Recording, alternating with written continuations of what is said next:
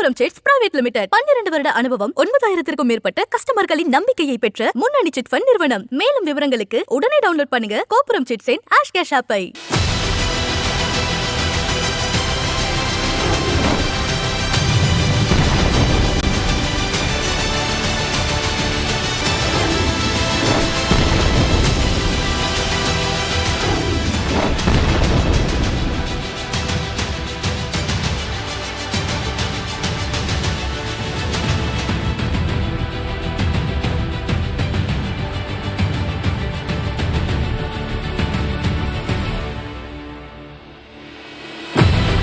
வணக்கம்.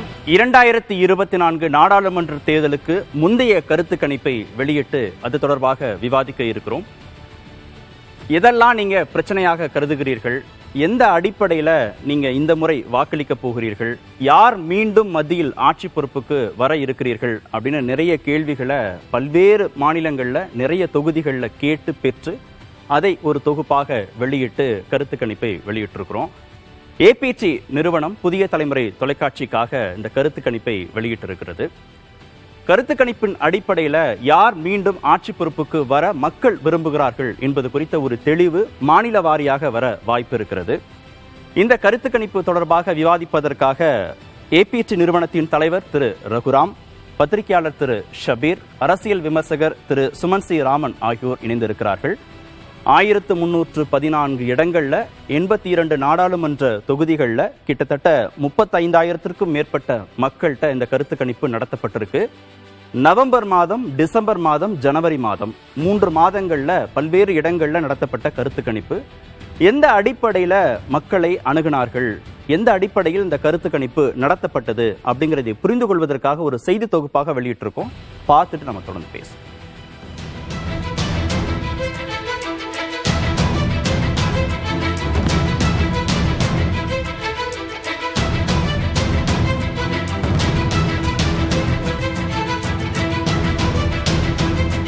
இரண்டாயிரத்து 2019 நாடாளுமன்ற தேர்தல்கள், 2016, 2021 தமிழக சட்டமன்ற தேர்தல்கள் போன்றவற்றின் முடிவுகளை மக்களின் கருத்துக்களை முன்னரே அறிந்து துல்லியமாக கணித்து பொதுமக்களுக்கு தந்தது புதிய தலைமுறை.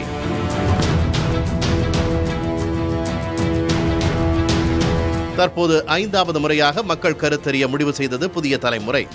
புதிய தலைமுறை மற்றும் பெடரல் இணையதளத்திற்காக தேர்தல் கருத்து கணிப்புகளை துல்லியமாக கணிக்கக்கூடிய நிறுவனங்களில் ஒன்றான ஆப்ட் நிறுவனம் களம் இறங்கி ஆய்வினை மேற்கொண்டது.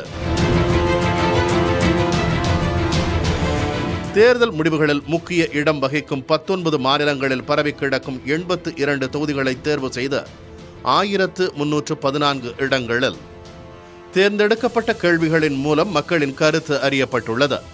19 மாநிலங்களும் 4 மண்டலங்களாக பிரிக்கப்பட்டு இந்த கருத்து கணிப்பு நடத்தப்பட்டுள்ளது.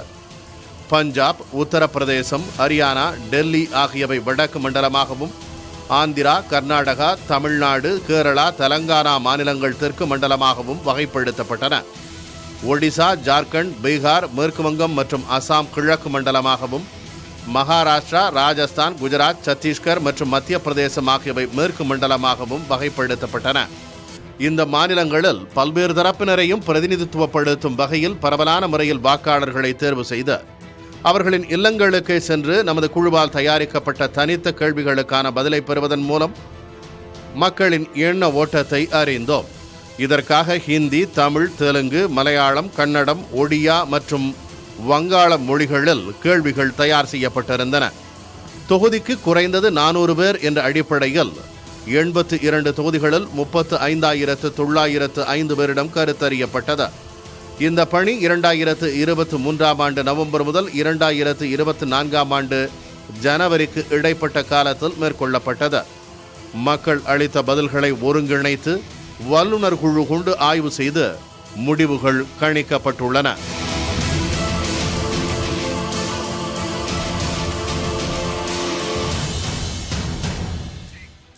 வடக்கு பகுதி, தென்பகுதி, கிழக்கு பகுதி, மேற்கு பகுதி அப்படின்னு 4 மண்டலங்களாக இந்தியாவை பிரித்து இந்த கருத்து கணிப்பு நடத்தப்பட்டிருக்கு. 35,000க்கும் மேற்பட்ட மக்கள்கிட்ட இந்த கருத்து கணிப்பு நடத்தப்பட்டிருக்கு. திரு ஷபீர், முதல்ல இந்த கருத்து கணிப்புகள் இந்த மாதிரி நடத்தக்கூடிய அளவில் துல்லியமான விவரங்களை நான் எப்படி பெற முடியும் அப்படின்னு நீங்க நினைக்கிறீங்க?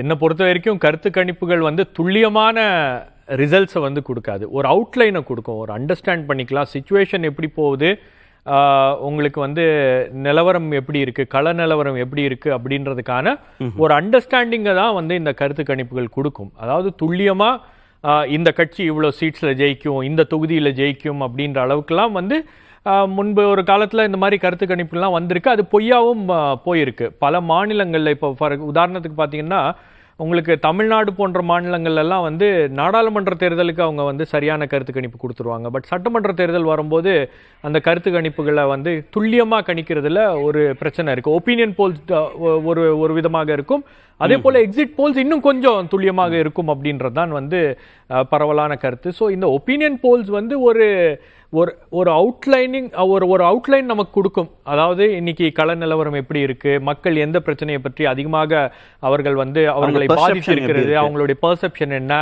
எந்த கட்சியை பற்றி அவங்க என்ன நினைக்கிறாங்க, எந்த தலைவரை பற்றி அவங்க என்ன நினைக்கிறாங்க அப்படின்ற அந்த விஷயங்களை சேகரிப்பதற்காக இந்த டேட்டா அப்படின்றது நமக்கு பயன்படும். பட் ஒரு கிரவுண்ட் லெவல் சிச்சுவேஷனை அசஸ் பண்றதுக்கு இது கருத்து கணிப்பு வந்து மாறலாம். இப்ப நீங்க நவம்பர் மாசம் எடுத்த கருத்து கணிப்பு இப்ப நீங்க டிசம்பர் மாசம் களத்துக்கு போய் எடுக்கும்போது அது ஜனவரி மாசம் போய் எடுக்கும்போது அது வேறு விதமாக இருக்கும். ஏன்னா விஜய் அரசியல்ல வராரு, அப்புறம் டெல்லியில பல மாற்றங்கள் நடந்திருக்கு, கூட்டணியில இந்தியா கூட்டணியில இருந்த பல தலைவர்கள் வந்து வேறு கூட்டணிகளுக்கெல்லாம் போறாங்க அப்படின்ற அந்த விஷயங்கள்லாம் மாறும்போது மக்களுடைய கருத்தும் மக்களுடைய பார்வையும் மாறும். பட் பொதுவா ஒரு ஸ்டாண்டர்ட் குவெஸ்டின்ஸ்ல மக்களுடைய பார்வை வந்து இதுவாக தான் இருக்கிறது அப்படின்றத நம்மளால புரிஞ்சுக்க முடியும், ஓரளவுக்கு புரிஞ்சுக்க முடியும். திரு சுமன் ஸ்ரீராமன், பொதுவா கருத்து கணிப்பு குறித்து உங்களுடைய பார்வை? இல்ல, கருத்து கணிப்புகள்ல ரெண்டு விஷயங்கள் இருக்கு. மக்கள்கிட்ட பொது கேள்விகள் கேட்கும் போது அது கிட்டத்தட்ட ஒரு சராசரியாக மக்கள் மனதில் என்ன இருக்குங்கிறது நமக்கு தெரிய வரும்.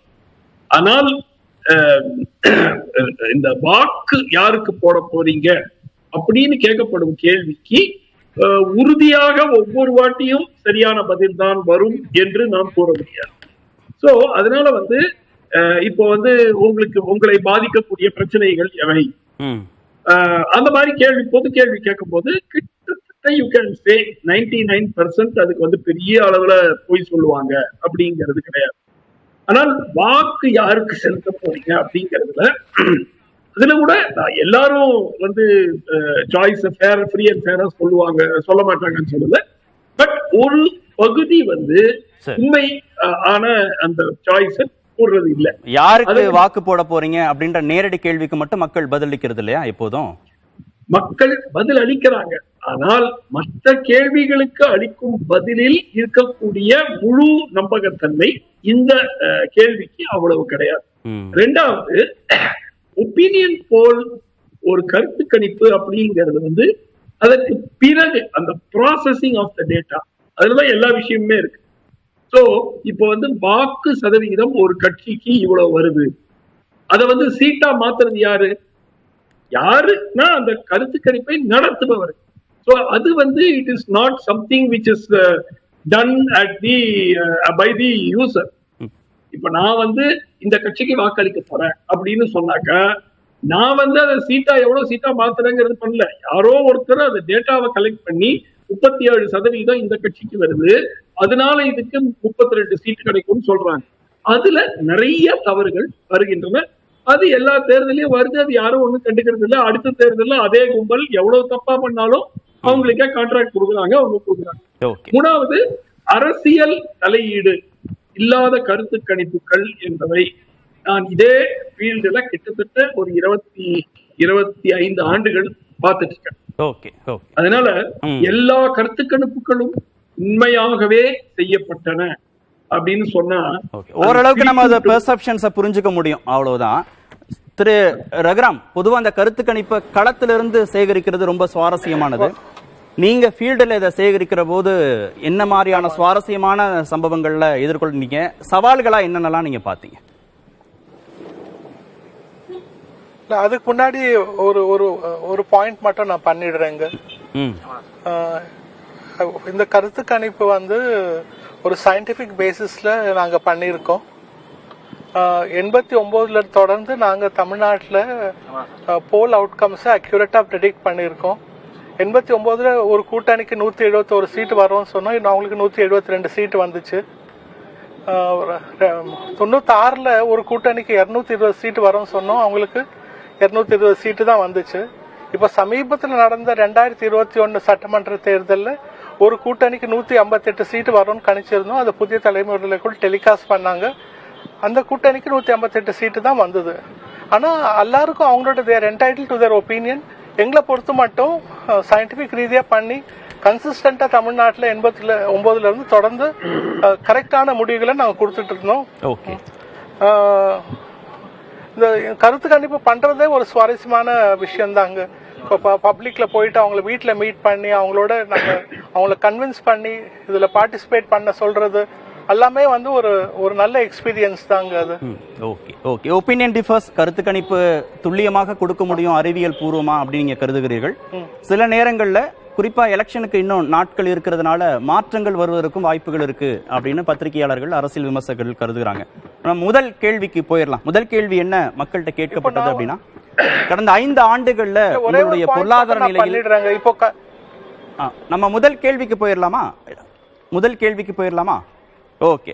கடந்த 5 ஆண்டுகள்ல உங்களுடைய பொருளாதார நிலையில் மாற்றம் ஏற்பட்டதாக கருதுகிறீர்களா அப்படின்னு கேட்கப்பட்ட கேள்விக்கு வடக்கு, தெற்கு, கிழக்கு, மேற்கு அப்படின்ற பகுதிகளில் இருந்து என்ன மாதிரி பதில்கள் வந்திருக்கு அப்படின்னு நம்ம பார்க்கலாம். சிறந்த முன்னேற்றம் அப்படின்றதுல வடக்கு பகுதியில் 33.05% மக்கள் வந்து முன்னேற்றம் வந்திருக்கு அப்படின்னு சொல்றாங்க. தெற்குல கொஞ்சம் குறைஞ்சிருக்கு, 31% அளவுக்கு தான் இருக்கு. கிழக்கு பகுதியில் நல்ல முன்னேற்றம் வந்திருக்கு, 35% அளவுக்கு மக்கள் நல்ல முன்னேற்றம் வந்திருக்குங்கிறாங்க. மேற்குல தான் ரொம்ப அதிகமா 39% மக்கள் இந்தியாவில் நல்ல முன்னேற்றம் வந்திருக்கு அப்படின்னு சொல்றாங்க. அதே நிலை தொடர்கிறது அப்படிங்கிறது கிட்டத்தட்ட எல்லா பகுதிகளிலுமே ஓரளவுக்கு சரியா தான் இருக்கு. 45, 44, 40, 44, அது தேசிய சராசரியும் கூட 43 அளவுக்கு இருக்கு, சதவீதம் அளவுக்கு இருக்கு. ரொம்ப மோசமடைஞ்சிருக்கு, ஏற்கனவே இருந்த நிலைமையை விட ரொம்ப மோசமடைஞ்சிருக்கு அப்படிங்கிறது வந்து வடக்கு பகுதியில் 17%, தெற்குல 17%, கிழக்குல என்ன கொஞ்சம் அதிகம் 21% அளவுக்கு இருக்கு. மேற்கு பகுதியில் கொஞ்சம் குறைஞ்சிருக்கு. பொதுவாக நம்ம இதை கவனிக்கிற போது மேற்கு பகுதியில் இப்ப இருக்கக்கூடிய அரசு மீதான நம்பிக்கை அதிகமா இருக்கு அப்படிங்கறத புரிந்து கொள்ள முடியுது. 13% பேர் தான் மோசமடைஞ்சிருக்கு அப்படின்னு சொல்றாங்க. அப்புறம் வேறு காரணங்கள் அப்படிங்கிறது 1% அளவுக்கு தான் சராசரியாக எல்லா இடங்கள்லையுமே இருக்கு. இதுல வந்து மேற்கு பகுதியில் இருக்கக்கூடிய மக்கள் இந்த அரசு மீதான, மத்திய அரசு மீதான நம்பிக்கை, சிறந்த முன்னேற்றம் நடந்திருக்கு, அதே நிலை தொடர்கிறது, இந்த மாதிரி நம்பிக்கையை அதிகமா வெளிப்படுத்தியிருக்கிறாங்க. ஷபீர், இப்போ 5 மாநில தேர்தல் முடிவுகளுக்கு பிறகு நம்ம பார்த்தோம்னாவே மேற்கு பகுதியில் இருக்கக்கூடிய ரிசல்ட்ஸ் வந்து பாஜகவுக்கு கை கொடுத்திருக்கு. இப்போதும் அந்த பகுதி மக்கள் இந்த அரசு மீதான நம்பிக்கையை அப்படியே வச்சிருக்கிறாங்கிறது இந்த புள்ளி விவரத்திலிருந்து புரிஞ்சுக்கலாமா? இல்லை, இந்த புள்ளி விவரங்கள் அதுதான் குறிக்குது. பட் அதையும் தாண்டி வந்து உங்களுக்கு அதே நிலை தொடர்கிறது அப்படின்றதுல உங்களுக்கு வந்து கன்சிஸ்டண்டா எல்லா பகுதிகளிலும் வந்து ஒரு 40% above 40 இருக்கு அப்படின்னும் போது உங்களுக்கு பொருளாதார ரீதியாக மக்களுடைய வாழ்வு எந்த அளவுக்கு மேம்படுத்தி இருக்காங்க அப்படின்றது ஒரு கேள்வி. இது 5 வருட காலங்கள் தான் வந்து இதை கணக்கில் எடுத்துக்கொள்ளப்பட்டிருக்கு. ஒரு 10 ஆண்டு காலம் தான் பாஜக ஆட்சியில இருக்கு அப்படின்னும் போது பெரிய அளவுக்கு மக்களுடைய வாழ்க்கையில ஒரு முன்னேற்றம் அப்படின்றது இல்லை அப்படின்றது தான் வந்து பரவலா இருக்கக்கூடிய ஒரு பிரச்சனை. இப்ப இந்த அரசாங்கத்தை பொறுத்த வரைக்கும் இந்த விஷயங்கள்லாம் வந்து விவாதத்துக்குள்ளாகவதே இல்லை. இந்த விஷயங்களை பற்றி விவாதிக்கும் போது உடனே பக்கத்துல இன்னொரு பெரிய கோடை கிழிச்சு அது விவாதமாக மாறுகிறது அப்படின்ற போக்கு தான் நம்ம பார்த்துட்டு இருக்கோம். ஸோ கிட்டத்தட்ட உங்களுக்கு வந்து ஒரு கே ஷேப் எக்கனாமிக் growth இருக்கணும் அப்படின்வாங்க. 2 பக்கமும் வந்து அந்த பொருளாதார வளர்ச்சி அப்படின்றது இருக்கணும். பட் இப்போ நம்ம ஒரு 5-6 ஆண்டுகளாக நம்ம பார்க்கறது என்னன்னா, வெறும் யார் செல்வந்தர்களாக இருக்கிறார்களோ அவர்கள்தான் வந்து பொருளாதார ரீதியாக வளர்ச்சி அடைந்திருக்கிறார்கள் அப்படின்றது தான் பல்வேறு தரவுகள் நமக்கு இதுக்கு முன்னாடி காட்டியிருக்கு. அப்படின்னும் போது அந்த பொருளாதார நிலை அப்படின்றது மக்களுடைய நிலை மாறவில்லை, இன்னும் மேம்படவில்லை அப்படின்றது ஒரு முக்கியமான விஷயம். ஆனால் இது உங்களுக்கு வந்து அரசியல் ரீதியான பிரச்சனையாக மாறுகிறதா, அது மக்களுடைய வாக்களிக்கக்கூடிய அந்த திறன்ல அந்த விஷயங்கள்ல இது எந்த அளவுக்கு இன்ஃப்ளூயன்ஸ் பண்ணுது அப்படின்றது ஒரு கேள்வி. ஏன்னா வட இந்தியாவை பொறுத்த வரைக்கும் உங்களுக்கு வந்து வேற சில விஷயங்களை வச்சு அரசியல் ரீதியாக மக்களை வந்து மோட்டிவேட் பண்ணிட்டே இருக்காங்க தொடர்ந்து. உங்களுக்கு இந்த பொருளாதார ரீதியான பிரச்சனைகள்லாம் வந்து அவங்க எவ்வளோ கஷ்டப்பட்டா கூட அதெல்லாம் வந்து ஒரு பிரச்சனையாக இல்லாமல் அரசியல் ரீதியாக மதத்தை வைத்து அரசியல் செய்வது போன்ற விஷயங்கள் தான் வந்து இப்போது மேலோங்கி இருக்கு. ஒரு சமீபத்தில் கூட நான் வந்து ஒரு வட இந்திய தொலைக்காட்சியில் பார்த்துட்டு இருக்கும்போது ஒரு பையன் சொல்கிறான், எனக்கு வந்து வேலை கிடைக்கல, வேலை வாய்ப்பு அப்படின்றது பெரிய பிரச்சனையாக இருக்குது எனக்கு, ஆனால் எனக்கு வேலை கிடைக்கவில்லை என்றாலும் கூட என்னை மகிழ்விக்கக்கூடிய ஒரு விஷயம் என்னன்னா ராமர் கோயிலை வந்து கட்டி விட்டார்கள், எனக்கு வேலை கிடைக்கலன்னா கூட பரவாயில்ல, நான் அந்த கோயில் வாசல் நின்று பிச்சை எடுத்து நான் பொழைச்சிப்பேன் அப்படின்ற அளவுக்கு வந்து தன்னுடைய பொருளாதார நிலையை வந்து நிலை எப்படி இருந்தாலும் பரவாயில்ல, மதம் கொஞ்சம் டாமினண்டா இருக்கு, பிஜேபியுடைய நரேட்டிவ் வந்து ரொம்பவே டாமினண்டா இருக்கு அப்படின்னும் போது இது போன்ற விஷயங்கள் தான் வந்து தேர்தலை தீர்மானிக்கிறது. இந்த பொருளாதார ரீதியான இருக்கக்கூடிய விஷயங்கள் மக்களை பெரிய அளவுக்கு இன்னைக்கு பாதிச்சிருக்கு அப்படின்றது நமக்கு வந்து இதுல யாருக்கும் எந்த விதமான மாற்று கருத்தும் இருக்க முடியாது. திரு ரகுராம், பொருளாதார நிலை அப்படின்றத வந்து எதெல்லாம் உள்ளடக்கி நம்ம இந்த கேள்வியை கேட்டோம்? வாங்கும் திறன் குறைஞ்சிருக்கா, வேலை வாய்ப்பின்மை அப்படின்றதா, இல்லை ஏற்கனவே பணக்காரர்களாக இருந்து ஏழை ஆயிட்டாங்க அப்படின்னா எந்த அடிப்படையில உள்ளடக்கி இந்த கேள்வி அவங்கள்ட்ட கேட்கப்பட்டது? இப்போ எக்ஸாம்ஸ் கிட்ட வரப்போ ஸ்டூடெண்ட்ஸ் எல்லாம் அட்டென்ஷன் வந்து புக்ஸ் மேல நிறைய போவோம். ஆமா, அதுக்கு முன்னாடி கூட புக்ஸ் இருக்கும், ஆனா எக்ஸாம் டைம்ல புக்ஸ் மேல அட்டென்ஷன் நிறைய கொடுப்பாங்க. அதே மாதிரி எலெக்ஷன் வரப்பெல்லாம் எக்கனாமிக் ஸ்டேட்டஸ் மேல ஒரு ஃபோக்கஸ் வரும். ஏன்னா அரசாங்கம் தான் வரி விதிக்குது, அவங்களோட எக்கனாமிக் பாலிசிஸ் தான் தொழிலுடைய முன்னேற்றத்தை நிர்ணயிக்குது. அதனால economic status, economic activity determine பண்றது வந்து கவர்மெண்ட் லாஸ். அதனால இப்ப மக்கள் வந்து என்ன நினைக்கிறாங்க, அவங்களோட பொருளாதார நிலை பத்தி, உங்களுடைய பொருளாதார நிலை என்ன விதமான மாற்றம் ஏற்பட்டு இருக்கு நம்ம கேட்கிறப்போ இன்டைரக்டா வந்து கவர்மெண்ட் பாலிசிஸ் அவங்களை எப்படி பாதிச்சிருக்குன்னு நம்ம கேட்டு தெரிஞ்சுக்கிறோம். ஓகே, அதுதான் இந்த கேள்வியோட அடிப்படை நோக்கம். ஓகே திரு சுமந்த், பொருளாதார நிலை, கவர்மெண்டோட பாலிசிஸ் அப்படின்னு பேசும்போது அதுல மத்திய அரசா மாநில அரசாங்கிற புரிதலோடு மக்கள் அணுகிறாங்களா? பொதுவா மாநில அரசு என்ன சொல்லுதுன்னா, பொருளாதார நிலைப்பாடுகள் முடிவுகளை மத்திய அரசை வச்சுதான் மாநில அரசு எடுக்க முடியும் அப்படின்னு அவங்க சொல்றாங்க. ஆனா விலைவாசி உயர்வு, வேலை வாய்ப்பின்மை, என்னுடைய பொருளாதார நிலை இறங்கிடுச்சு ஏறிடுச்சு அப்படிங்கிறதுக்கு மக்கள் யாரை நேரடியா கனெக்ட் பண்ணிப்பாங்க? ஒரு மாநில அரசையா இல்ல ஒரு மத்திய அரசையா? இல்ல, இது வந்து ரொம்ப முக்கியமான ஒரு பாயிண்ட். அதுக்கு முன்னாடி இந்த போல பார்க்கும்போது 35% கிட்டத்தட்ட தங்கள் வாழ்க்கையில் சிறந்த முன்னேற்றம் ஏற்பட்டிருக்கிறதுன்னு சொல்றாங்கன்னா அது that is a remarkable number. அது வந்து நிஜமாவே அந்த முன்னேற்றம் ஏற்பட்டிருக்கா, இல்ல இந்த ப்ரோபகண்டா மெஷின் அவங்க வச்சிருக்கிற பிஜேபியினுடைய ப்ரோபகண்டா மெஷினுடைய பவரான்னு எனக்கு தெரியாது. மக்களை தங்கள் வாழ்க்கையில் முன்னேற்றம் இருப்பது போல் அந்த தோற்றத்தை உருவாக்கப்பட்டிருக்கிறதா, இல்லை உண்மையாகவே அவர்கள் வாழ்க்கையை முன்னேறி இருக்கிறதான்னு தெரியாது. பட் 35% சொல்றாங்கன்னா அது வந்து அதுவும் 10 ஆண்டு கால ஆட்சிக்கு பிறகு என்னுடைய வாழ்க்கை தரம் உயர்ந்திருக்கிறதுன்னு 35% சொல்றாங்கன்னா அவங்களுக்கு தேவையா இன்னும் 5% தான் ஓட்டு, 40% வந்தா வின்னு. ரைட்டா? சோ இது ரொம்ப ரொம்ப ஒரு சிக்னிபிகன்ட் ஸ்டாட்டிஸ்டிக்.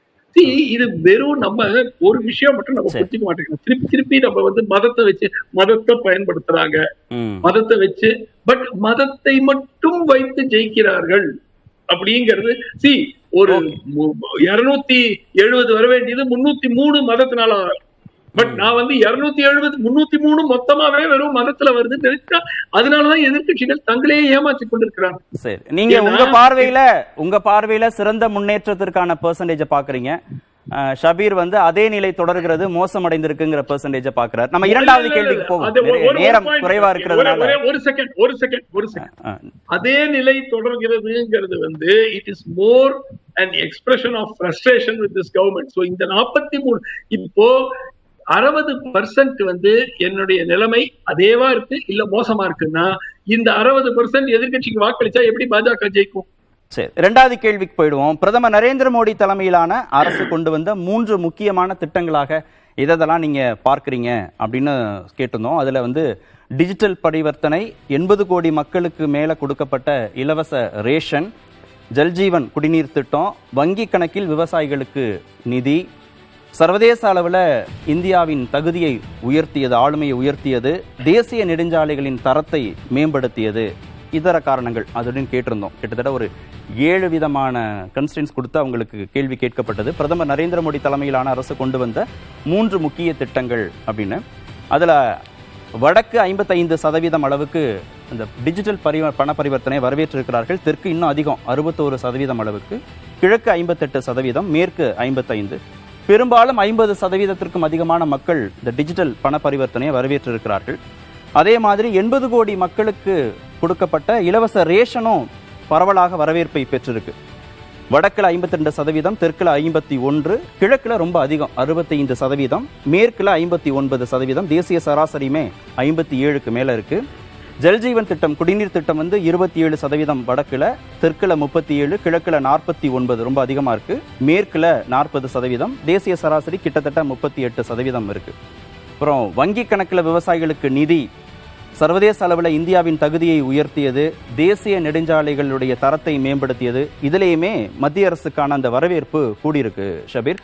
இப்ப நேரடியாக இந்த உள்கட்டமைப்பை மேம்படுத்துறது அப்படிங்கிறதுலையும் சர்வதேச அளவில் இந்தியாவுடைய அந்த தகுதியை உயர்த்துறது அப்படிங்கிறதும், நேரடியாக மக்கள் பயன்பெறக்கூடிய திட்டங்களை ஒரு அரசாங்கம் கொண்டு போய் சேர்க்கிற போதும் மக்கள்கிட்ட அந்த அரசு அபிமானத்தை பெற முடியுதுங்கிறது இந்த பெர்சன்டேஜ்ல இருந்து புரிந்து கொள்ள முடியுதா? இல்ல இதுல ரெண்டு விஷயம் இருக்கு. ஒண்ணு வந்து இந்த டிஜிட்டல் பண பரிவர்த்தனை அப்படின்றது எப்போ வந்துச்சு? நீங்க டிமானிட்டைசேஷனுக்கு அப்புறம் தான் அந்த டிஜிட்டல் பண பரிவர்த்தனை அப்படின்னு வந்துச்சு. இப்போ டிமானிட்டைசேஷனுடைய பாதிப்புல இருந்தே மக்கள் இன்னும் வந்து மீளாத ஒரு சூழல் தான் வந்து பல இடங்கள்ல இருக்கு. உங்களுக்கு டிமானிட்டைசேஷன் அப்படின்றது ஒரு பெரிய அடி.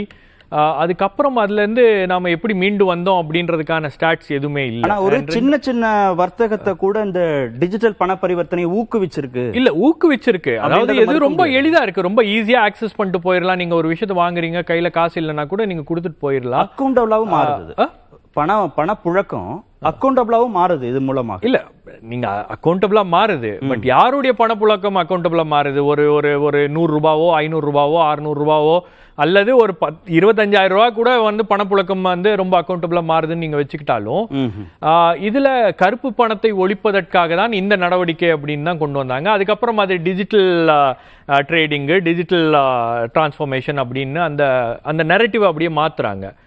ஆனால் இன்னைக்கு இது வசதியாக இருக்கிறது, பட் இதுக்கும் பேங்க் சார்ஜஸ் யாருக்கு பண்ணுது?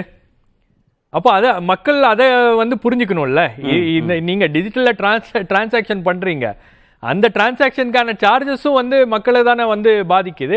பட் மக்களுக்கு சௌகரியமாக இருக்கக்கூடிய விஷயங்களை மக்கள் எடுத்துக்கிறாங்க. அதுதான் வந்து இந்த விஷயத்துல நான் பாக்குறேன். இன்னொன்னு இந்த ரேஷன் நீங்க சொன்னீங்க 80 கோடி மக்களுக்கான இலவச ரேஷன் அப்படின்னு, குடிநீர் திட்டம், ஆமா, விவசாயிகளுக்கு வங்கி கணக்குல நிதி, இதெல்லாமே வரவேற்பை பெற்றிருக்கு. மக்கள் எதெல்லாம் அவங்களுக்கு வருதோ அதெல்லாம் வந்து அவங்க பாக்குறாங்க, அதெல்லாம் நல்லா இருக்கு அப்படின்னு தான் சொல்லுவாங்க. திட்டங்களை எப்பவுமே மக்கள் வந்து நல்லா இருக்குன்னு தான் சொல்லுவாங்க. இப்ப நீங்க இங்க வந்து இந்த திட்டங்கள்லாம் செயல்படுத்திட்டு இருக்கும்போது பிடிஎஸ்ல ஃப்ரீ ரேஷன், ஃப்ரீ வேட்டி சேல் எல்லாம் கொடுக்கும்போது வட இந்தியாவில் அதை வந்து எள்ளி நகையாடினார்கள், அதை வந்து இலவசங்கள் அப்படின்னு பேசினாங்க. இந்த ரேவடி கல்ச்சர் ஒழிய வேண்டும் அப்படின்லாம் சொன்னாங்க. அப்புறம் பிடிஎஸ் வந்து அவங்க எக்ஸ்டெண்ட் பண்ணியிருக்காங்க. பிடிஎஸ் எக்ஸ்டெண்ட் பண்ணதுக்கான காரணம் என்னன்னா, உங்களுக்கு பாவர்ட்டி அப்படின்றது ஒரு மிகப்பெரிய பிரச்சனையாக மாறிக்கொண்டு இருக்கிறது. மக்களுக்கு வந்து ஃபுட் இன்ஃப்ளேஷன்ல ஒரு பெரிய ப்ராப்ளம் இருக்கு. உங்களுக்கு வந்து பிரைஸ் ரைஸ் ஒரு பெரிய விஷயங்க. நீங்க வந்து விலைவாசி உயர்வு அப்படின்றது மக்களை அன்றாடம் பாதிக்கக்கூடிய ஒரு பெரிய பிரச்சனையாக மாறுகிறது. கர்நாடகாவில் ஏன் வந்து பாஜக தோல்வியை தழுவினதுக்கு மிக முக்கியமான காரணம் சிலிண்டர் விலை உயர்வு, கேஸ் விலை உயர்வு, விலைவாசி உயர்வு போன்ற பிரச்சனைகள்லாம் வந்து ஏதோ ஒரு வகையில இவங்களை பாதிக்குது அப்படின்னும் போது இந்த திட்டங்களை எல்லாம் வந்து அவர்கள் வச்சு அதை அவங்க மார்க்கெட் பண்றாங்க. நான் தான் சொல்றேன், மறுபடியும் நான் சொல்றது என்னன்னா, பேட்ச் ஒர்க் நல்லா பண்றாங்க. சர்வதேச அளவுல இந்தியாவுடைய தகுதி உயர்ந்துள்ளது அப்படின்றது வந்து உங்களுக்கு நம்பர்ஸ்ல பாத்தீங்கன்னா உங்களுக்கு எந்த இடத்துல எப்படி இருக்கு அப்படின்றதெல்லாம் நீங்களோ நானும் போய் இது பண்ண மாட்டீங்க. பட் அந்த ப்ரொபகண்டா அப்படின்றது வந்து பெரிய அளவுக்கு இருக்கு. இப்ப நீங்க இங்க G20 மாநாடு நடத்தினாங்க. G20 மாநாடு நடத்தினது வந்து பல குழுக்கள்ல பாத்தீங்கன்னா இந்தியாவில் இருக்கக்கூடிய உலகத்துல இருக்கக்கூடிய முக்கியமான தலைவர்கள்லாம் மோடியை சந்திக்க டெல்லிக்கு வந்திருக்காங்க, ஒரு முக்கியமான கூட்டம் நடக்குது அப்படின்ற மாதிரி தான் அதை மார்க்கெட் பண்றாங்க.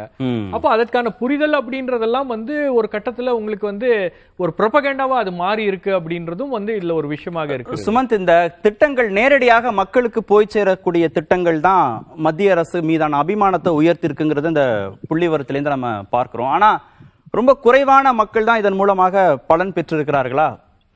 பெரும்பான்மை மக்கள் அரசுடைய பாலிசிஸ்னால பாதிக்கப்பட்டிருப்பதாக ஷபீர் சொல்றார், விலைவாசி உயர்வு உள்ளிட்டதுனால. இல்ல இதுல ரெண்டு விஷயம். ஒண்ணு வந்து இந்த டிஜிட்டல் பேமெண்ட்ங்கிறது கிட்டத்தட்ட சர்வதேச அளவில் எல்லோராலும் ஒரு இந்தியா வந்து ஒரு ஷைனிங் எக்ஸாம்பிளாக வந்திருக்கு. அதுல எந்த விதமான ஒரு மாற்று கருத்தும் இருக்க முடியாது. டிஜிட்டல் பேமெண்ட் நிச்சயமாக. ஆனால் அதை தாண்டி அந்த 80 கோடி மக்களுக்கு இலவச ரேஷன் கோவிட் பீரியட்ல தொடங்கப்பட்ட திட்டம் கொடுத்தாங்க. அது நிச்சயமா ஒரு அந்த டைம்ல இட் வாஸ் a லைஃப் சேவர். அது இன்னைக்கும் கொடுக்கணுமாங்கிறது அது வேற ஒரு விவாதம். அது என்னை பொறுத்த வரைக்கும் அது 80 கோடிக்கும் தொடர்ந்து 5 வருஷத்துக்கு கொடுக்கணும்னு அறிவிச்சது வந்து தவறான ஒரு முடிவு. பட் என்னன்னா இந்த பர்செப்ஷன் இருக்கு பாருங்க, அதுதான் எதிர்கட்சிகள் தவறி வந்தாங்க. என்ன சொல்றாங்க, ஜாதி கணக்கீடு எடுப்போம், ரிசர்வேஷன் கொடுப்போம், இதுலயே ஓடிட்டு இருக்கு வண்டி. பிஜேபி பண்றாங்களோ பண்ணலையோ உன்னுடைய எதிர்காலம் பிரகாசமாகிவிடும், நீ வந்து அமெரிக்காவோட நீ பணக்காரன் ஆயிடுவ. நடக்குதோ நடக்கலையோ அது வேற விஷயம், அடிச்சு விடுறாங்கல்ல. அதை எதிர்கட்சிகள் பண்ண முடியலையே. இப்ப இன்னைக்கு கூட தேர்தல்ல வந்து அதுதான் பல ஊர்ல நார்த் இந்தியால ஒரு சர்வே ஏதோ ஒரு பிரைவேட் ஆர்கனைசேஷன் நடத்துறாங்க. அவங்க என்ன கண்டுபிடிச்சாங்கன்னா, பிஜேபி திரு மோடி, பிஜேபின்னு சொல்ல வேணாம், திரு மோடி அவர்கள் is holding out promise for a brighter future. அதை நம்ம பார்க்க போறோம். அந்த பாயிண்ட் வந்து நம்ம அடுத்த கேள்வியில பார்க்க போறோம். அடுத்த வரக்கூடிய கேள்விகளை மூன்றாவது கேள்விக்கு அப்புறம் மூன்றாவது கேள்வியை பார்த்துலாம். மத்திய அரசின் திட்டங்கள் ஏதேனும் ஒன்றுல நீங்க வந்து அடைந்திருக்கிறீர்களா அப்படின்னு கேட்டதுக்கு வடக்கு, தெற்கு, கிழக்கு, மேற்கு பகுதி மக்கள் என்ன பெர்சன்டேஜ் அளவுல அரசுக்கான வரவேற்பை கொடுக்கறாங்கன்னு பார்க்கலாம். ஆம் அப்படின்னு வடக்கு பகுதி மக்கள் 31% பேர், தெற்கு பகுதி மக்களும் அதே அளவுக்கான சதவீதம் 31, கிழக்கு பகுதி மக்கள் கொஞ்சம் கூடுதலாக 35% அளவுக்கு சொல்லியிருக்காங்க, மேற்கு பகுதி மக்கள் 33, தேசிய சராசரி 32% அளவுக்கு இருக்கு. இல்ல மத்திய அரசு திட்டங்கள்ல ஒன்ன கூட எங்களுக்கு பயன் இல்லை அப்படின்னு வடக்கு பகுதி மக்கள் 65% பேர் சொல்றாங்க. ஆவரேஜாவே 60% மேலதான் இருக்கு தெற்கு, கிழக்கு, மேற்கு. தேசிய சராசரியும் 63% அளவுக்கு இருக்கு. இந்த மத்திய அரசு திட்டங்கள், மாநில அரசு திட்டங்கள்னு பார்க்கிற போது ஷபீர், மாநில அரசு வந்து மத்திய அரசு செய்யக்கூடிய திட்டங்களுக்கான நிதியை கொடுக்காததுனால நாங்க செயல்படுத்தல அப்படின்னு ஒரு விளக்கம் கொடுப்பாங்க. மத்திய அரசு வந்து மத்திய அரசு திட்டங்களை மாநில அரசுகள் சரியா செயல்படுத்துறது இல்லைன்றது ஒரு விமர்சனம். இன்னொரு விமர்சனம், எங்க திட்டங்களை நீங்க மாநில அரசு பெயர்கள்ல நீங்க செய்யறீங்க அப்படின்னு. இப்ப இதுல இந்த புள்ளி விவரத்திலிருந்து நம்ம என்ன எடுத்துக்க வேண்டியதா இருக்கு? இல்லைன்னு சொல்ற சதவீதம் அதிகமா இருக்கு, என்ன காரணம்? அதாவது இது வந்து இந்த கேள்வியோட பார்க்க கூடாது. இதுக்கு முன்னாடி இருந்த கேள்வியில பதிலளித்தவர்களும் வந்து எத்தனை பேர் இந்த திட்டத்தினால பயனடைந்திருக்கிறார்கள். இப்ப திட்டத்தை கொடுக்கறாங்க அப்படின்றது வந்து பரவலான அரசாங்கம் திட்டத்தை கொடுக்கிறது, அரசாங்கம் வந்து திட்டங்களை வகுக்கிறது அப்படின்றது பரவலான கருத்தாக இருக்கிறது. அப்போ அந்த கருத்துக்களை வச்சுக்கிட்டு அவங்க அந்த பெர்செப்ஷன்ல பதில் அளிச்சிருக்காங்க. அதுக்கு தான் இந்த கேள்வி. ஆமா, மத்திய அரசு ஒரு திட்டம் போடுது, ஜல் ஜீவன் ஒரு திட்டம் போடுது, விவசாயிகளுக்கான வங்கி கணக்குல நிதி உதவின்னு போடுதுன்னா யாரு அதை கொண்டு போய் சேர்க்கிறது? மாநில அரசு தானே கொண்டு போய், மாநில அரசு கொண்டு போய் சேர்க்கிறது. அங்கதான் ரெண்டு தரப்புக்கு முரண்பாடு, மத்திய அரசுக்கும் மாநில அரசு. இல்ல மாநில அரசு கொண்டு போய் சேர்க்கிறது. ஆனால் அந்த திட்டத்துல பயனடைந்தவர்கள்ட்ட நாம வந்து இந்த கேள்வியை கேட்டோமா அப்படின்னா முன்பு வந்த பதில் கூட வந்து திட்டத்துல பயனாளிகள் அவ்வளவு பேர் இல்ல அப்படின்றது ஒரு விஷயம். ரெண்டாவது வந்து பாஜகவுக்கும் இங்க மற்ற பாஜக அல்லாத மாநிலங்களுக்கும் இருக்கக்கூடிய பிரச்சனை என்னன்னா, நாங்க அவங்களுக்கு பணம் ஃபண்ட் பண்றோம் ஸ்கீம்ஸுக்கு, ஆனா பேரெல்லாம் நீங்க எடுத்துக்கிறீங்க. அதனாலதான் இப்ப பிடிஎஸ் ரேஷன் ஷாப்ல கொண்டு போய் மோடியோட படத்தை வைக்கணும் அப்படின்றது ஒரு மிக முக்கியமான பிரச்சனையாகவே மாறி இருக்கிறது. வெஸ்ட் பெங்கால் அது முடியாது அப்படின்றாங்க, அப்ப நாங்க வந்து ஃபண்ட்ஸ் கொடுக்க மாட்டோம்ன்றாங்க. கேரளால படம் வைக்க முடியாதுன்றாங்க, தமிழ்நாட்டில் இருக்கக்கூடிய ரேஷன் கடைகள்ல படம் வைக்கணும் அப்படின்னு சண்டை போடுறாங்க.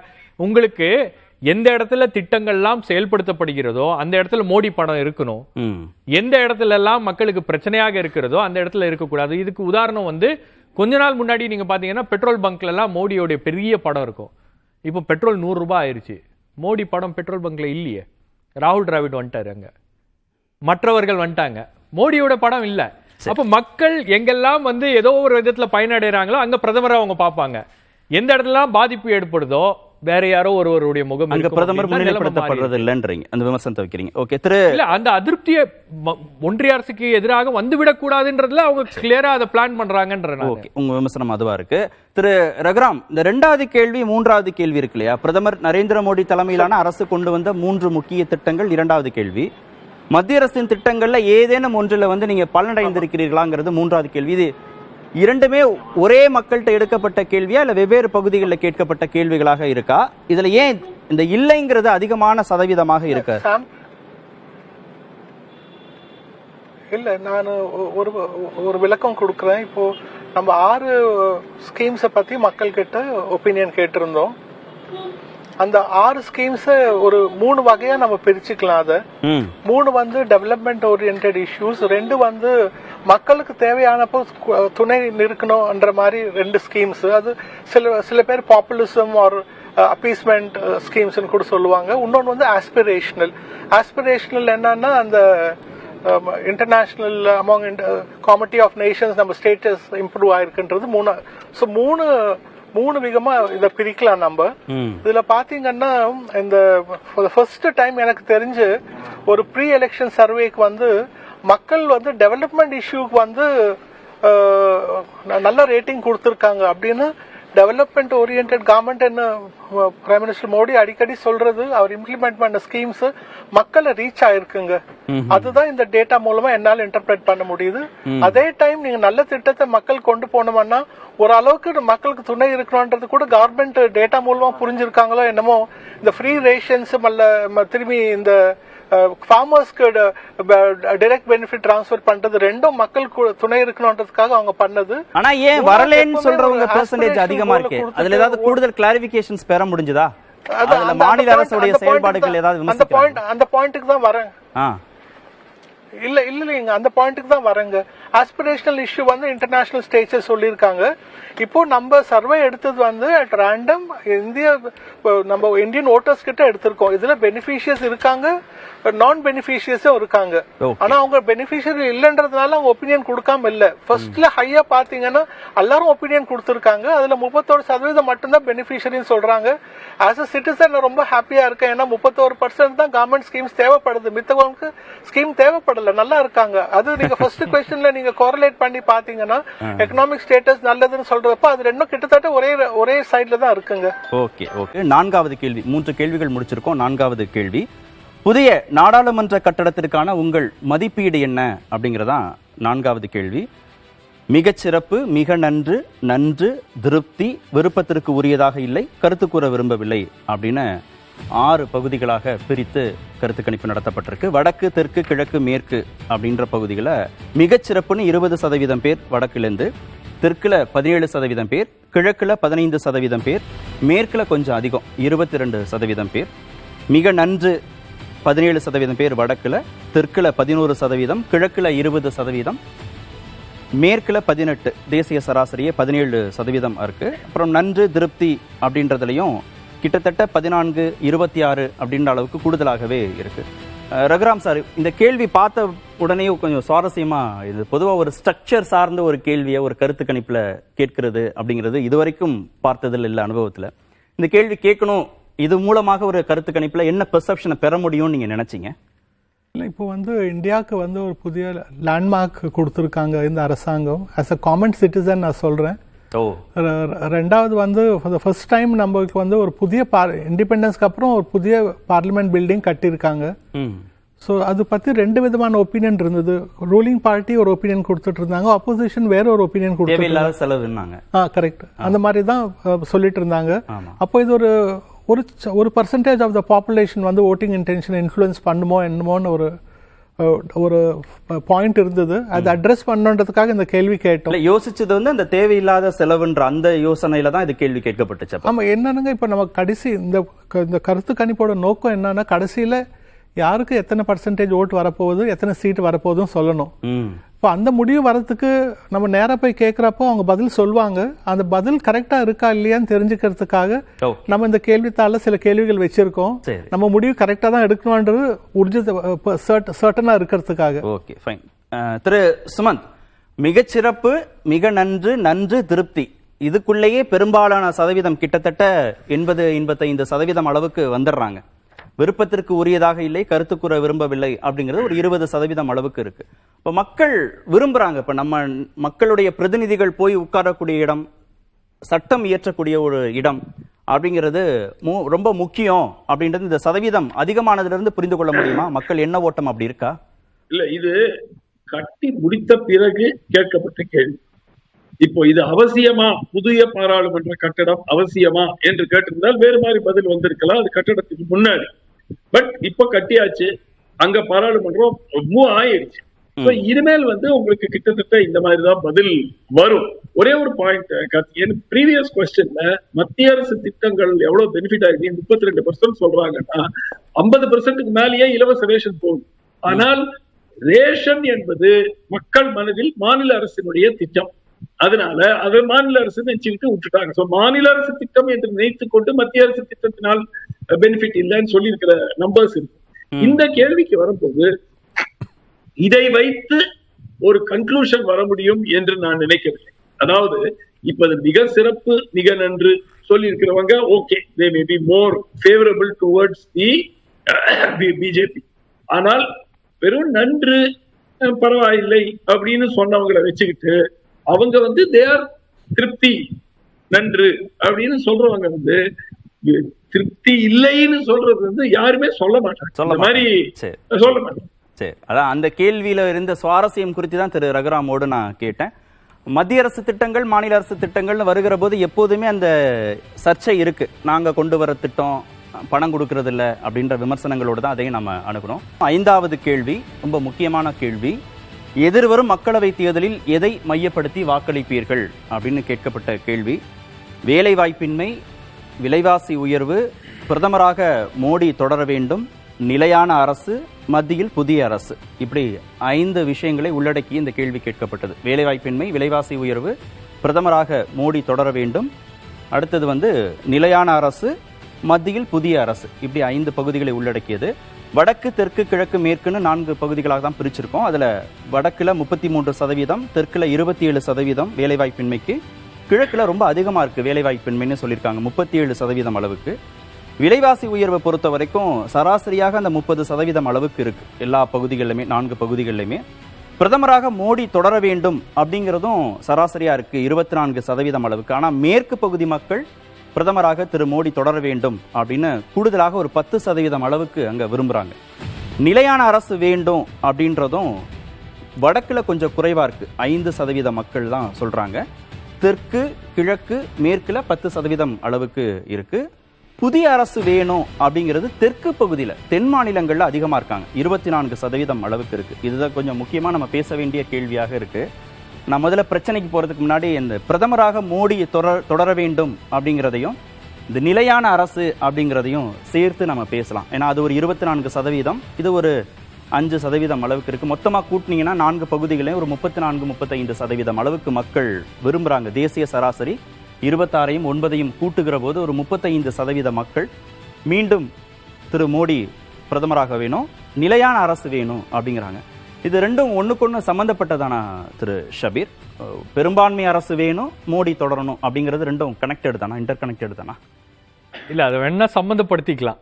ஏன்னா அப்படிதான் பாப்பாங்க, அந்த அப்படிதானே பாப்பாங்க. பிரதமர் மோடி தொடர வேண்டுமா அப்படின்னா உங்களுக்கு நேஷனல் சர்வேஸ் வந்திருக்கக்கூடிய எல்லா சர்வேஸும் 2019க்கு பிறகு மோடி தான் பிரதமராக வர வேண்டும் அப்படின்றது தான் இருக்கக்கூடிய அந்த கிராஜுவலா அந்த சர்வேஸ் எல்லாத்துலயும் அந்த மாதிரி தான் ஃபிகர்ஸ் வந்திருக்கு.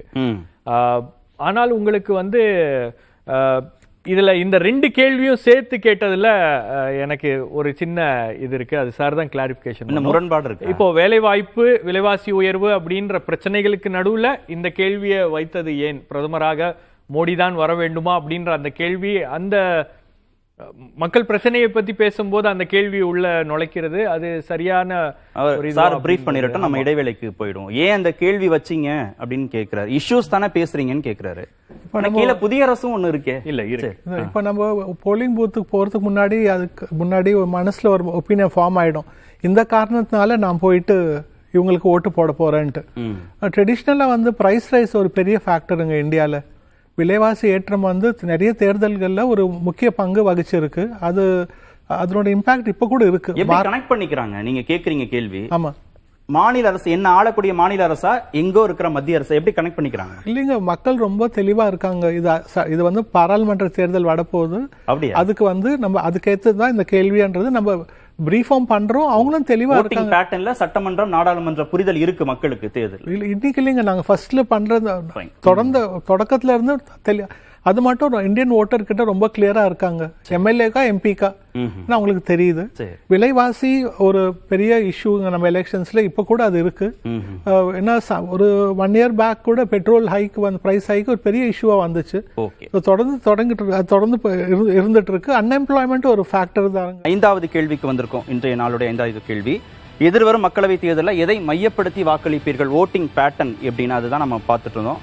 சுமந்த், இதுல முக்கியமா மத்தியில புதிய அரசு அப்படின்னு ஒரு காலம் போட்டிருக்காங்க. அதுல வடக்கு, தெற்கு, கிழக்கு, மேற்கு 4 பகுதிகளில் தெற்கு பகுதி 24% அளவுக்கு சொல்லியிருக்காங்க. ஆனா வடக்கு, கிழக்கு, மேற்குல அப்படி இல்லை. 11% வடக்கு, கிழக்கு வந்து 15 தான், மேற்கு 11% தான். தென் மாநிலங்கள் பாஜகவை விரும்பல, கதவுகள் சாத்தப்பட்டு விட்டது அப்படிங்கறதெல்லாம் எதிர்க்கட்சிகளுடைய விமர்சனமாக தொடர்ந்து இருக்கு. 5 மாநில தேர்தலுக்கு முன்பாக இருந்தது, அதுக்கப்புறமும் இருந்தது. அதனுடைய எதிரொலியாக இந்த பார்க்கும் அந்த பெர்சன்டேஜ் ஒரு 10% டிஃபரன்ஸ் வர்றத இல்ல, நிச்சயமா வந்து தென் மாநிலங்கள் ஒரு மாநிலத்துக்கு கூட பாஜக ஆட்சியில இல்ல. பட் பிஃபோர் தட் நான் ஷபீர் சொன்ன பாயிண்ட் வந்து நான் முழுமையா ஏத்துக்கிறேன். மோடி பிரதமராக தொடர வேண்டுமா அப்படிங்கிற கேள்வி வந்து it introduces the kind of bias into the question. அதாவது உங்களுக்கு பாதிப்பு இருக்கக்கூடிய பிரச்சனைகள் எதை மையப்படுத்தி உங்களுக்கு நீங்க வாக்களிக்க போறீங்கன்னா அது அவங்களுக்கு ஃப்ரீடம் இருக்கணும். ஸோ விலைவாசி உயர்வு கட்டாயம் வரும், வேலையில்லா திண்டாட்டம், இது வந்து எல்லாம் 30 ஆண்டு காலமாக 40 ஆண்டு காலமாக வந்து கொண்டிருக்கிற பிரச்சனைகள். ஆனால் இது வந்து இந்த மோடி பிரதமராக தொடர வேண்டும் அப்படிங்கறத கேட்கணும். நான் எனக்கு ஒரு சின்ன புரிதலுக்காக நான் உங்கள்கிட்ட கேட்கிறேன். பிரதமராக மோடி தொடர வேண்டும்னு ஒரு காலம் இருக்கு, நிலையான அரசுன்னு ஒரு காலம் இருக்கு, கீழே மத்தியில் புதிய அரசையும் சேர்த்து தானே கேட்டிருக்கோம். 3 காலமே இருக்கு. அது ஏன் பயாசுன்னு கருதுறீங்க நீங்க? நான் என்ன சொல்றேன்னா அது தனியா ஒரு கேள்வியா கேட்டு பிரதமர் மோடி பிரதமராக தொடர்வதை நீங்கள் ஆதரிக்கிறீர்களா இல்லையாங்கிறது it's a very straightforward question. ஆனால் வாக்களிக்கிறதுக்கு என்ன காரணம் அப்படிங்கிற கேள்வியில அந்த சாய்ஸ் இருக்க கூடாது அப்படிங்கறது தான் என்னுடைய கருத்து. அவர் பிரீஃப் பண்ணிரட்டுமா? ஏன்னா ஒரு நிமிஷம் தான் இருக்கு, அவர் பதில் சொன்னார்னா தான் கிளாரிட்டி இருக்கும். அதாவது இந்த கேள்வியே மக்களவை தேர்தலில் எதை மையப்படுத்தி வாக்களிப்பீர்கள் ஓட்டிங் பேட்டர்ன் குறித்த கேள்வியில இது நீங்க உள்ள சொருகுனதுல ஒரு பயாஸ்டா அணுகிருக்கீங்கன்னு அவர் விமர்சிக்கிறார். இல்ல, மோடி வந்து பிரைம் மினிஸ்டர் மோடி வந்து 3rd consecutive term vote seek பண்றாருங்க. ஒருவேளை ஆன்டி இன்கம்பன்சி ஏதாவது எங்கேயான இருந்தா அது இந்த கேள்வியில வந்து ரிஃப்ளெக்ட் ஆயிருக்கும். அது ஓட்டிங் இன்டென்ஷனை பாதிக்கும். அது டைரக்டா கேட்டிருக்கும். அதுல ஒன்னும் மறைக்கவே இல்லை. அதனால இப்ப நம்ம டைரக்டா ஒரு கேள்வி என்ன கேக்குறாரு சுமந்த், என்ன கேக்குறாருன்னா புதிய அரசுன்னு ஒரு காலம் வச்சிருக்கீங்க இல்லையா, அதுலயே தான் சொல்லிட்டு போயிருவாங்க. புதிய அரசோட புதிய கட்சியின் அரசு தான் நம்ம எடுத்துக்கணுங்க. அது மோடி திரும்பி வரப்போறாரு, புதிய அரசு தான் அது. ஆனா புதிய அரசு புதிய கட்சி ஆட்சி அமைக்கிறது தான் நம்ம அல்ல. என்ன ஒரு விஷயம் என்னுடைய அப்சர்வேஷன் சொல்லிடுறேன். அதாவது வேலை வாய்ப்பின்மை அப்படின்ற ஒரு பிரச்சனை மக்களை இன்று பாதிக்கிறதுனா ஆமா பாதிக்கிறது, பெரிய பிரச்சனை. விலைவாசி உயர்வு அன்றாடம் மக்களை வந்து பந்தாடக்கூடிய ஒரு பிரச்சனையாக இருக்கிறது. உங்களுக்கு அத்தியாவசிய பொருட்கள்ல இருந்து கேஸ்ல இருந்து பெட்ரோல்ல இருந்து எல்லாமே உங்களுக்கு விலை ஏறி போச்சு, மக்கள் விரக்தியில இருக்கான். அந்த சமயத்துல போய் இந்த 2 பிரச்சனையை விட மோடி பிரதமராக தொடர வேண்டும் அப்படின்னா மோடி தான் அப்படின்ற ஒரு மனநிலை தான் வந்து இந்த கேள்வியில இருந்து உருவாகிறதா அப்படின்ற ஒரு கேள்வி. இதெல்லாம் பிரச்சனை இல்ல, தனியா ஒரு கேள்வியா கேட்டிருக்கலாம். தனியா ஒரு கேள்வி கேட்டீங்கன்னா 60% வருங்க ரெஸ்பான்ஸ். அதனாலதான் தனியா கேட்கல. ஒன்னே ஒண்ணு சொல்றேங்க, ஒரு இண்டிபெண்டன்ட் சர்வே பண்றதுல நாங்க பயஸ்டா இருந்தோம்னா அது unethical, it is not professional. அதனால கண்டிப்பா அது பண்ண மாட்டோம். ஒண்ணு. ரெண்டாவது வந்து ஷார்ப்பான வேர்ட் அன்பயாஸ்ட்ன்றது. அதனால அது வந்து இல்ல அது பண்ண மாட்டோம். ரெண்டாவது வந்து நாளைக்கும் இது குறித்து பேச போறோம். அடுத்த நாட்கள்ல இன்னும் நிறைய கேள்விகள் இருக்கு. இந்த கேள்வியுமே நாளைக்கே நம்ம டீகோட் பண்ணலாம், ஏன் என்ன காரணம்னு. இல்ல, ஒரே ஒரு 30 செகண்ட்ஸ் ஒரு பாயிண்ட் சொல்லிடுறேன். இந்த கேள்விகள் எல்லாம் கேட்கறதுக்கு காரணம் நம்ம கடைசியில ஒரு யாருக்கு ஓட்டு போடுறாங்கன்னு சொல்றாங்க இல்லையா, அதை வேலிடேட் பண்றதுக்கு தானுங்க. அதுதான் எங்களோட அப்ஜெக்டிவ். நம்ம நாளைக்கு இன்னும் கொஞ்சம் கூடுதல் விளக்கத்தை மக்கள்கிட்ட கொடுத்துருவோம். நன்றி சுமந்த், ஷபீர் பங்கேற்றதுக்கு, திரு ரகுராம் பங்கேற்றதுக்கு. தேர்தலுக்கு முந்தைய கருத்து கணிப்பை அடுத்தடுத்த நாட்கள்லையும் நம்ம இன்னும் விரிவா பல கேள்விகளோடு நம்ம பார்க்க இருக்கிறோம். ஒரு சிறிய இடைவெளிக்கு பிறகு நேர்பட பேச நிகழ்ச்சி தொடரும்.